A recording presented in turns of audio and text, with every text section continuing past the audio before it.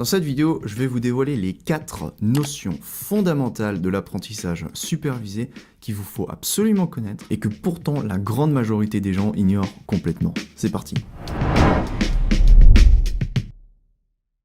Dans la première vidéo, on a vu que le machine learning, ça consiste à donner à une machine la capacité d'apprendre sans la programmer de façon explicite. Une des stratégies qu'on peut utiliser, c'est l'apprentissage supervisé, qui consiste à montrer à la machine des exemples X, Y, et à lui demander de trouver l'association qui relie X à Y. En fait, une association Y égale f de X. Ces exemples qu'on lui montre, on a dit qu'on les mettait dans un dataset, et c'est là notre première notion fondamentale de l'apprentissage supervisé. En apprentissage supervisé, notre dataset contient toujours 2 types de variables. D'un côté, on a la target variable, c'est notre objectif, c'est ce qu'on veut que la machine apprenne à prédire, par exemple le prix d'un appartement, le cours de la bourse, identifier si un email est un spam ou pas un spam. Et de l'autre côté, on a les features, les facteurs, ce qui viennent influencer la valeur de Y. On peut dire que Y est une fonction de toutes ces features. Y égale f de x1, x2, x3. Par exemple, on peut dire x1 c'est la surface d'un appartement, x2 c'est la qualité de l'appartement, x3 c'est l'adresse postale, etc., etc. Alors, une chose que vous devez savoir, c'est que par convention, on note petit m le nombre d'exemples qu'on a dans notre dataset, c'est-à-dire le nombre de lignes.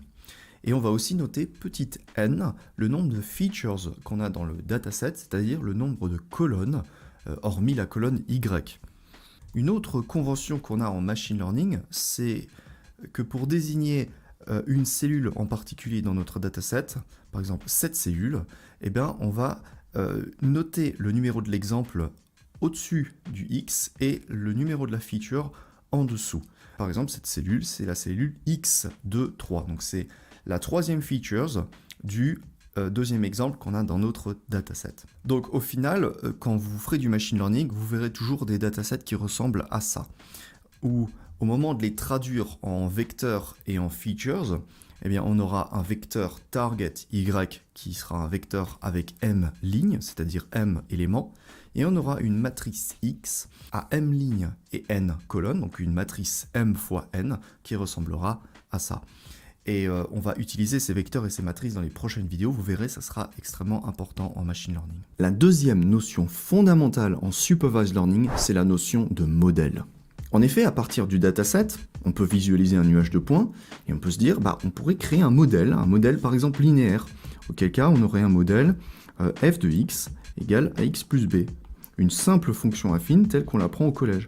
Ou bien on pourrait se dire, non, on dirait qu'un modèle polynomial, ça rentre un petit peu mieux dans notre nuage de points, auquel cas on aura un polynôme de degré d'eau, ax carré plus peut-être bx plus c, on n'en sait rien. Ou bien un polynôme de degré 3, auquel cas on aura bx cube. Vous comprenez l'idée. On a un modèle, et ce modèle, il a ce qu'on appelle des paramètres. Et ça, ce sont les coefficients de notre polynôme. A, B, C, D, autant de coefficients qu'on a. Ça, c'est ce qu'on appelle donc les paramètres. Et c'est notre deuxième notion fondamentale du supervised learning, le modèle et ses paramètres. Il est important de préciser que c'est nous qui décidons quel modèle la machine doit utiliser, et vous verrez que c'est la machine qui doit apprendre les paramètres de ce modèle. La troisième notion fondamentale en supervised learning, c'est la notion de fonction coût. Ce modèle, quand on l'utilise par rapport à notre dataset, il nous donne des erreurs. En effet, si on considère par exemple cet appartement qui avait une surface de, on va dire 150 mètres carrés, eh bien, dans notre dataset, on avait un point ici qui nous montre que cet appartement valait peut-être simplement 200 000 €. Mais notre modèle étant une généralisation de l'ensemble des points que l'on a à disposition dans le dataset, il prédit une valeur bien supérieure. Il prédit une valeur de peut-être 300 000 €. Eh bien, on va dire qu'il y a une erreur par rapport à cette donnée qu'on avait dans le dataset, qui est Y, et notre prédiction f de x. Et cette erreur, on peut la trouver sur tous les points de notre dataset. Quand on les assemble tout ensemble, ces erreurs, elles nous donnent ce qu'on appelle la fonction coût. Et c'est donc notre troisième notion fondamentale en apprentissage supervisé. Allons droit au but. Avoir un bon modèle, c'est avoir un modèle qui nous donne de petites erreurs. Logique. Eh bien, c'est là la quatrième notion fondamentale de l'apprentissage supervisé, et peut-être une des notions les plus importantes du machine learning, la notion d'algorithme d'apprentissage. En machine learning, on va développer une stratégie qui cherche à trouver quels sont les paramètres A, B, C, D, etc. qui minimisent la fonction coût, c'est-à-dire qui minimisent l'ensemble de nos erreurs. Pour minimiser cette fonction coût, donc, on utilise un algorithme d'apprentissage, et il en existe beaucoup.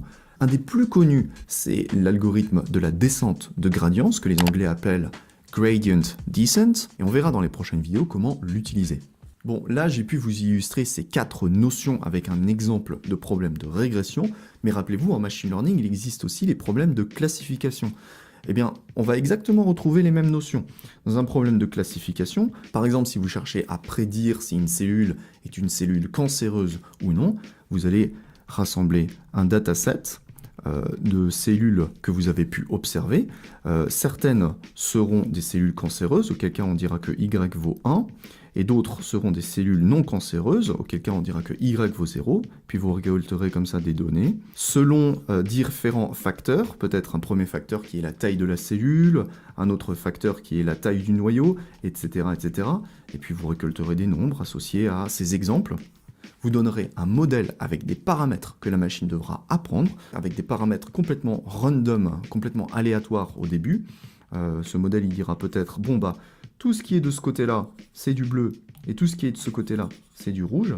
Puis la machine verra qu'elle aura une fonction coût un petit peu élevée, parce qu'elle aura mal classé 2 cellules. Parmi les exemples qu'il y a dans le dataset, elle verra que ces 2 cellules qui sont censées être des cellules non cancéreuses et qui ont été classées comme des cellules cancéreuses sont une erreur. Du coup, elle modifiera un petit peu les paramètres dans son modèle afin de minimiser cette fonction coût, et elle trouvera un modèle qui ressemblera au suivant, dans lequel elle dira bon bah tout ce qui est de ce côté c'est bleu, tout ce qui est de ce côté là c'est rouge, et du coup elle aura appris à prédire si une cellule est une cellule cancéreuse ou non.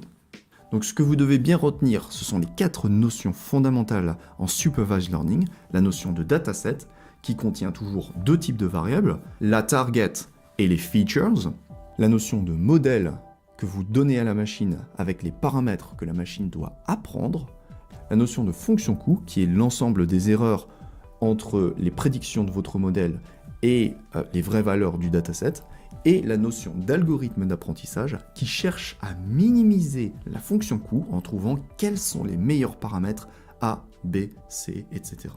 En complément, vous êtes libre de recevoir par email une copie de mon livre « Apprendre le machine learning en une semaine ». Pour cela, tout ce que vous avez à faire, c'est cliquer sur le lien qui est dans la description. N'hésitez pas à vous abonner, c'est le meilleur moyen pour me soutenir et m'encourager, et c'est complètement gratuit. A bientôt pour une prochaine vidéo, ciao.